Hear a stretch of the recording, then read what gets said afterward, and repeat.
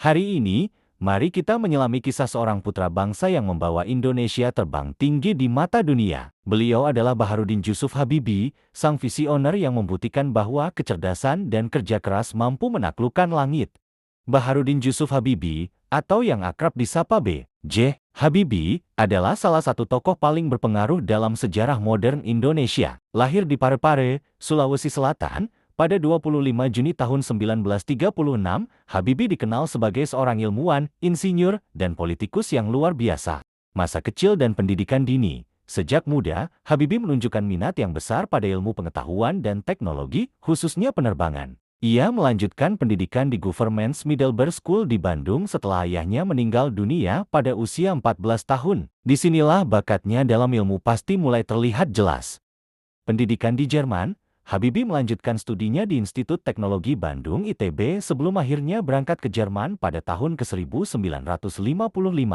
Di sana, ia belajar teknik penerbangan di Rheinische Westfälische Technische Hochschule (RWTH) Aachen. Ia meraih gelar diploma insinyur pada tahun 1960 dengan predikat cum laude dan kemudian menyelesaikan gelar doktornya di tempat yang sama pada tahun ke-1965.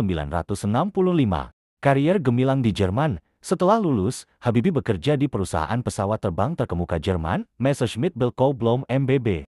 Selama di sana, ia membuat banyak kontribusi penting dalam penelitian termodinamika, konstruksi, dan aerodinamika yang menghasilkan penemuan seperti faktor Habibie, teorema Habibie, dan metode Habibie. Ia juga terlibat dalam pengembangan pesawat seperti Dornier Du-31 dan Airbus A320. Pada tahun 1974, ia bahkan dipromosikan menjadi Vice President di MBB. Kembali ke Indonesia dan pembangunan industri dirgantara.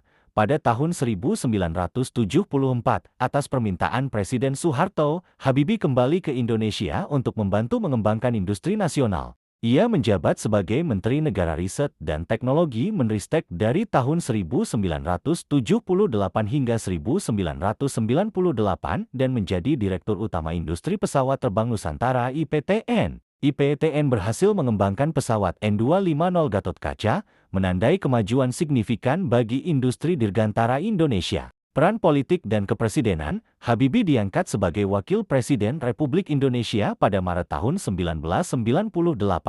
Setelah pengunduran diri Presiden Soeharto pada Mei tahun 1998, B.J. Habibie dilantik sebagai Presiden Republik Indonesia ketiga. Masa kepresidenannya 1998 sampai 1999 adalah periode krusial bagi Indonesia, di mana ia memimpin transisi menuju demokrasi,